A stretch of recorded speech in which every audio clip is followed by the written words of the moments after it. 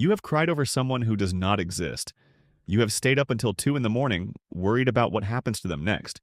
You have felt genuine anger when someone treated them badly. You have mourned them when they died as if you had personally lost someone from your own life. And then you closed the book or turned off the screen and sat there feeling slightly embarrassed about the intensity of your own feelings for a person who was literally made up by someone else sitting in a room somewhere. A person with no heartbeat, no address, no phone number you could call. And yet, there you were, fully devastated, completely invested, absolutely unable to explain yourself to anyone who is not also in the same emotional wreckage over the same fictional human being. Here is the psychology behind what your brain was actually doing during all of that completely reasonable behavior. Researchers discovered that when you read about or watch a character, your brain does not process their experiences as fiction.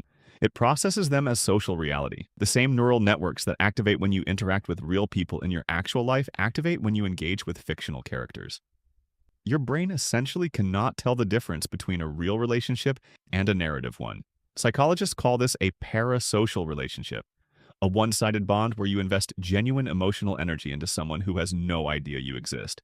Which sounds slightly tragic until you realize that your brain was never designed to distinguish between real and fictional social bonds because for most of human history, storytelling around a fire was how people learned about life without having to experience every danger personally. Think about the characters you have loved most fiercely, the ones you would have genuinely taken a bullet for despite the logistical impossibility of that scenario. There is a specific reason those characters got you and others did not. Research shows that the characters we bond with most deeply are almost always the ones who reflect something unresolved inside us. The orphan searching for belonging, the underdog who keeps getting back up, the person who loves too much and gets hurt for it, the one who carries everything alone and never asks for help. You were not just watching their story.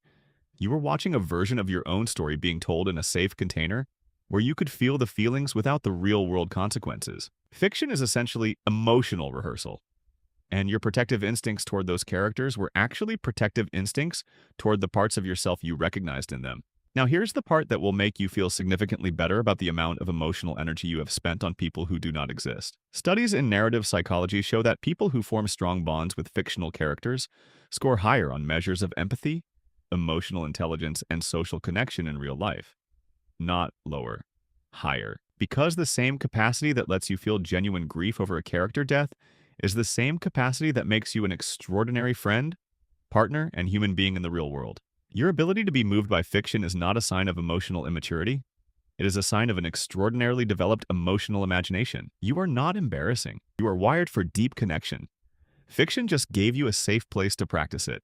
So the next time someone judges you for crying at a movie, for staying up worrying about a character, for feeling actual rage when your favorite fictional person was treated badly, you can explain to them with complete scientific authority that your brain was simply doing what human brains have done around every campfire and storytelling circle for 100,000 years.